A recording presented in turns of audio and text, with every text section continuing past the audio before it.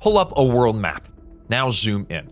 Pakistan, Iran, North Korea, Myanmar, Venezuela, Lebanon, Nigeria. 7 countries, 7 different regions, and 7 different cultures. But the same pattern. Currencies are collapsing, young people are fleeing, institutions hollowed out, debt stacking on debt. No invasion, no dramatic fall, just slow erosion. These aren't temporary crises. They're structural fractures, the kind that don't heal. Because modern nations rarely explode overnight. They decay in place. Flags still fly, elections still happen, leaders, they still give speeches. But underneath, the machinery is failing. And once certain thresholds are crossed, mass emigration, fiscal breakdown, permanent political paralysis, history shows something deeply uncomfortable. Reversal becomes rare. These are the 7 fastest dying countries on Earth. And for some of them, collapse is no longer a question of if, it's a question of how long the shell can hold. So what does a dying country actually look like? It doesn't look like a war. It looks like repetition. And no country repeats its failures quite like Pakistan. Since 1950, Pakistan has gone to the International Monetary Fund 25 times. Let that sink in. 25 separate bailouts over 7 decades. Not 5, not 10, 25. That's not a country managing a crisis. That's a country addicted to them. Every few years, the same cycle plays out. The economy buckles, the reserves collapse, an emergency loan arrives, some reforms get promised, and then, well, nothing changes.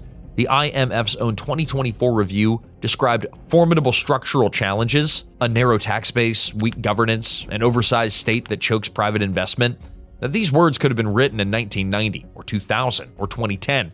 The diagnosis never changes because, well, the disease never gets treated. And the pattern keeps getting worse and worse, not better. The latest round, a $7 billion extended fund facility approved in September of 2024, came with the usual conditions. You tighten your spending, broaden your taxes, reform state-owned enterprises, and Pakistan agreed. But here's what actually happened on the ground. In 2023, Pakistan's foreign reserves cratered to about $4.5 billion, less than 1 month of imports. One global shock away from sovereign default. The rupee was in freefall. Inflation was crushing the middle class. By mid-2025, reserves had established about $10.3 billion, and inflation had dropped to historic lows. That's progress on paper, but that recovery didn't come from growth or exports. It came from more emergency lending, more austerity, and more promises that tomorrow will be different. But it never is. The energy sector alone carries trillions of rupees in circular debt. Power companies owed by the government, fuel suppliers owed by power companies, nobody getting paid on time. Basic services, electricity, gas, water, they fluctuate with political winds and liquidity cycles. Only about 2% of Pakistanis pay income tax. Just 2% in a country of 257 million people. And then there's the military. Pakistan has spent decades trapped in what scholars call a Praetorian trap, a cycle where the army intervenes in politics, weakens civilian institutions, and then the weakness of those institutions justifies more military involvement. It never breaks. Every structural reform that might fix the economy, broadening the tax base, dismantling patronage networks, cutting into military-controlled industries, threatens the people who actually hold power. So reform does get announced and then quietly shelved. The state stabilizes, but it never transforms. And hovering over all of this is the most dangerous variable on Earth: nuclear weapons. Pakistan has the command structure, it has the protocols, but the question isn't whether those systems exist today. The question is whether a country stuck in permanent crisis with politicized security agencies, overstretched budgets, and a shrinking margin for error can maintain that level of institutional discipline for decades. Because nuclear safety isn't tested in calm times. It's tested in chaos. And chaos is what Pakistan keeps producing. But Pakistan's problem is instability. Iran's problem is suffocation. Sanctions don't just punish an economy. Over time, they restructure it. They change what's possible and what's no longer possible. And Iran is living proof. Since the tightening of internal restrictions, Iran's currency has lost massive value. Inflation has become a permanent feature of daily life, and the tools that most countries use to stabilize, foreign investment, access to capital markets, technology transfer, have been systematically severed. The economy adapts, sure, but adaptation itself is damaged. Informal channels expand, corruption opportunities widen, and capital flight accelerates. And the state becomes less legible to itself. Each workaround creates new vulnerability. The research backs this up. IMF working papers have documented how currency depreciation and fiscal deficits feed inflation in Iran over both the short and long run, and sanctions make both worse simultaneously. Academic work from Cambridge and beyond confirms that sanctions significantly depress exchange rates, output, and growth, turning geopolitics into a domestic price system that ordinarily Iranians pay for at the grocery store, at the gas pump, and in their savings. But here's the part that doesn't make enough headlines. Iran is getting old, fast. Medical research has flagged Iran's rapid demographic transition as a looming policy shock, a population aging before the economy ever fully industrialized. That creates a brutal trap. A shrinking workforce has to support a growing elderly population, all while the economy stagnates under sanctions pressure. There's a narrow window to generate enough growth to handle that dependency burden, and every year of sanctions narrows it further. Meanwhile, a younger generation is pushing back. The UN Human Rights Council has extended its fact-finding investigations into Iran's crackdowns, signaling that the legitimacy crisis is far from over. But the regime's response has been rigidity, not reform. And that's the essence of Iran's decline. Not a loud explosion, but a slow narrowing. Fewer options, fewer exits, fewer years left on the demographic clock. At some point, the question stops being, can Iran recover, and becomes something much darker. Recover to what? But at least Iran still functions as a state. The next country on this list doesn't even have that anymore. Myanmar isn't approaching collapse, it's already living inside one. Since the military coup in February of 2021, the country has spiraled into widening civil war, territorial fragmentation, and economic breakdown. Power shortages are constant. Labor shortages are crippling what's left of the formal economy. And then, in March of 2025, a 7.7 magnitude earthquake struck. The World Bank estimated direct physical damage at about $11 billion. That's 14% of GDP. That would devastate any healthy country. For one already shattered by conflict, it was a compounding catastrophe. Infrastructure and human capital destroyed faster than either can be rebuilt. The displacement numbers tell you everything about a state coming apart. UNHCR reports over 3.5 million internally displaced people, many displaced multiple times. The UN's humanitarian response plan for 2026 identifies 16.2 million people in need of assistance, but can only target 4.9 million due to shrinking operational capacity and funding. When the gap between people who need help and people you can reach keeps widening, you're not managing a crisis, you're watching a system fail. And the political fracturing has become self-reinforcing. Ethnic armed groups, new resistance forces, and the military junta are all fighting for territory. The International Crisis Group describes unprecedented levels of violence spreading across the country. The central question isn't when stability returns, it's whether Myanmar can ever reunify as a functioning nation-state, or whether it's headed for decades of fragmented rule, insurgent governance, and grinding economic degradation. 3 countries, 3 different stories. But look closely, the pattern is already repeating.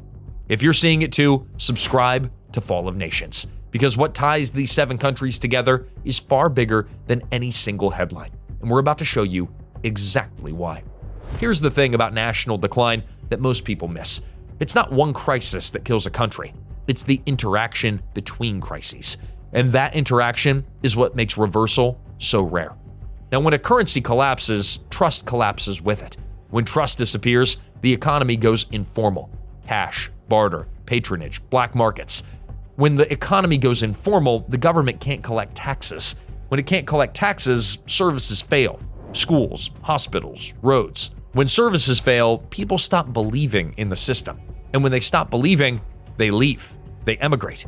And when they emigrate, the doctors, engineers, and teachers, the entrepreneurs, the country loses the very people that it needs to repair itself. This is a feedback loop. And once it starts spinning, stopping it requires the one thing that was destroyed first: trust. The economist Albert Hirschman identified this decades ago. When institutions fail and people lose faith that their voice matters, they choose exit. and their exit makes the institutions even weaker. It's visible in real time. Lebanon's shift to a cash economy after banking collapse, Venezuela's exodus after years of hyperinflation, Pakistan's brain drain of educated professionals to the Gulf and the West. The people who could fix these countries are the first to leave. Not because they don't care, but because staying means watching your skills become worthless in a system that can't reward them. Demography locks in the timing, and there's no pausing it. In countries like Pakistan and Nigeria, massive youth populations are flooding labor markets that can't absorb them. And peer-reviewed research consistently links unemployed youth bulges to elevated risks of political violence and civil unrest. When you have millions of young men with no prospects, no savings, no faith in the government, you have the ingredients for instability on a scale that can overwhelm even functional states. In Iran, the reverse is happening. An aging population under sanctions is squeezing pensions, shrinking the workforce, and deepening dependency, all before the economy ever got rich enough to afford it. Either way, the demographic clock keeps ticking whether politics improves or not. And then there's the nuclear overlay. Pakistan and North Korea both sit in the most dangerous category of global fragility. Nuclear-armed states where internal collapse could trigger an international crisis. Deterrence doesn't eliminate fragility. It magnifies the stakes of everything else. This is what makes certain thresholds so dangerous. Once mass emigration drains skilled workers, once debt becomes unmanageable, once institutions lose legitimacy, once violence becomes normalized, the tools required for recovery are the very things destroyed first. And no two countries prove this more clearly than Venezuela and Lebanon. Venezuela once pumped over 3 million barrels of oil per day. It sits on the largest proven reserves on the planet, 303 billion barrels. And yet, by the end of 2025, production had fallen below 900,000 barrels a day, a cumulative decline of more than 70% from peak output. Decades of mismanagement, corruption, and politicized state control gutted the oil industry from the inside out. The state oil and natural gas company, PDVSA, says its own pipelines haven't been updated in 50 years. The rebuilding cost? An estimated $58 billion just to restore basic infrastructure. Even when oil prices rise, Venezuela can't fully benefit because the machine that extracts wealth has been hollowed out. But the deepest wound isn't in the oil fields, it's in the population. Nearly 7.9 million Venezuelans have fled the country, about 23% of the entire population. Let that number breathe for a second. Nearly 1 in 4 Venezuelans have left. That makes it one of the largest displacement crises on Earth, surpassing even Syria at its peak. Between 2014 and 2025, 2,000 people left every single day. Colombia alone hosts 2.8 million. Peru, 1.5 million. They're not looking for jobs, they're just leaving a country that exported its own future. 1 doctor, 1 engineer, and 1 teacher at a time. And once a critical mass of skilled workers leave, the damage becomes self-reinforcing. Hospitals lose staff and can't treat patients. Utilities lose engineers and can't maintain grids. Schools lose teachers and a generation grows up uneducated. The state loses competence, the basic administrative ability to function.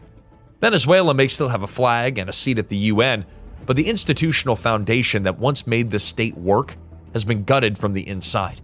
And the longer the outflow continues, the harder recovery becomes, because recovery requires exactly the kind of people who already left. Now, cross to Lebanon, and the pattern repeats, but through the financial system instead of oil. Lebanon's cumulative GDP decline since 2019 has approached 40%, one of the most severe modern peacetime economic collapses ever recorded. The currency lost more than 98% of its value. The banking sector accumulated over $72 billion in losses. Depositors still can't freely access their own savings, trapped behind withdrawal caps of a few $100s per month, years into the crisis. The crisis got so desperate that in 2022, a woman walked into a Beirut bank with a replica gun to demand access to her own money. She became a national symbol. Now that is the level of dysfunction we're talking about. The World Bank's own analysis described Lebanon's pre-crisis financial model as Ponzi finance, a system designed to funnel wealth to elites while slowly bankrupting the state. What filled the vacuum is deeply revealing. Nearly half of Lebanon's economy now operates in cash, outside formal banking, outside government oversight, outside the tax system entirely. The country survives on remittances from its diaspora, money sent home by the millions who got out. The state has become a vessel for receiving foreign cash, but not generating domestic wealth. And that distinction makes meaningful recovery almost impossible. Lebanon isn't going to rebuild through its own economic engine. Its engine is broken. It depends permanently on the people who left. But some countries don't hollow out quietly. They compress. North Korea is the most sealed political system on Earth, and that's exactly what makes it brittle. SIPRI classifies it among the 9 nuclear-armed states, placing it in the highest risk category of regime fragility, where internal failure carries international consequences. Beneath the military parades and missile tests, the fundamentals are severe. The World Food Program reports 10.7 million people undernourished in a country of roughly 26.6 million. That's nearly half the population that doesn't have enough food. Limited arable land, fertilizer shortages, and recurring climate shocks mean food insecurity isn't a temporary emergency. It's a permanent condition. And internal sanctions have only tightened the pressure further. The UN has documented extensive North Korean efforts to generate revenue through illicit means, including cyber operations, to fund its weapons program while the civilian economy starves. Now here's the tension at the core of North Korea's future. Informal markets have quietly emerged as survival mechanisms, reshaping daily life and trade in ways the regime can't fully control. But the leadership faces a dilemma: co-opt these markets and risk ideological contamination, or crush them and choke the only economic lifeline that most civilians have. Either path carries risk, and in a system where all power, all information, and all legitimacy flow through a single center, there's no redundancy, no fallback. When hyper-centralized systems fail, they don't degrade gracefully, they cascade. North Korea may survive the next decade. It may even survive the next 2. But it survives as a pressure cooker, one where scarcity, sanctions, and total control compress all risk into a shrinking space. And the nuclear dimension ensures that whatever happens inside North Korea won't stay inside North Korea. But North Korea's population is shrinking under pressure. The next country's population is exploding, and that might even be more dangerous. Nigeria has roughly 240 million people today. Long-range projections show it heading for a much larger population by mid-century. That kind of growth can be a demographic dividend or a structural disaster. The difference depends entirely on whether institutions can keep pace. And right now, they can't. The World Food Program warned that 33 million Nigerians face acute food insecurity during the 2025 lean season, an increase of 7 million from the prior year. Food inflation smashed through 40%. Nearly 1.8 million children faced severe acute malnutrition. In the Northeast, a 15-year-old Boko Haram insurgency has shattered farming communities and displaced millions. In the Northwest, banditry and mass kidnappings have become normalized. Across the country, climate stress is accelerating. Desertification consuming farmland in the north, catastrophic flooding wiping out harvests in the south, and security spending represents 9.3% of the national budget in 2026. So resources aren't going into schools, hospitals, or infrastructure. Nigeria is a test case for a grim modern reality, a country too large to fail cleanly, but also too stressed to develop fast enough. The IPCC has confirmed that temperatures and extreme heat events across Africa are increasing faster than the global average. And in Nigeria's Sahel-adjacent zones, climate stress is interacting with land pressure, migration, and conflict in ways that turn local disputes into chronic violence. If institutions don't strengthen faster than the population grows, if security can't be restored, agriculture modernized, corruption confronted, then demographic growth doesn't fuel prosperity. It fuels pressure. And pressure, without a release valve, eventually breaks something. Now here's what makes Nigeria's situation different from the others on this list: Pakistan, Iran, Lebanon. They're declining, but they're doing it at a manageable scale. Nigeria is declining at a scale that could reshape an entire continent. If the largest economy in Africa, already home to 1 in 6 Africans, enters a structural failure spiral, the spillover effects hit every neighboring state. Migration, instability, resource conflicts. Nigeria isn't just a national risk, it's a regional one. So let's step back. Look at the map again. 7 countries, 7 different paths to the same destination. Pakistan, trapped in a bailout loop with nuclear weapons and a shrinking margin for error. Iran, suffocating under sanctions, aging faster than it can grow. Myanmar, already shattered, with no realistic path to reunification. Venezuela, drained of its people, its oil capacity, and its institutional competence. Lebanon, financially destroyed, surviving on cash and remittances. North Korea, a nuclear pressure cooker held by coercion, not cohesion. Nigeria, racing population growth against collapsing food security and spreading violence. Now, none of these countries may disappear from the map. Modern states rarely do, but they may never fully function again as a cohesive nation. The flags will keep flying, the speeches will keep happening, and the UN seats will stay occupied. But the machinery underneath, the institutions, the trust, the human capital, is being ground down. And once it's gone, history tells us something uncomfortable. It almost never comes back. Because collapse isn't always loud. Sometimes it's just permanent. So what do you think? Which of these countries worries you the most? Is there one we missed? And do you think any of them can actually turn it around? Well, let us know in the comments, and if this is the kind of deep geopolitical analysis that you want more of, subscribe to Fall of Nations. We'll see you in the next one.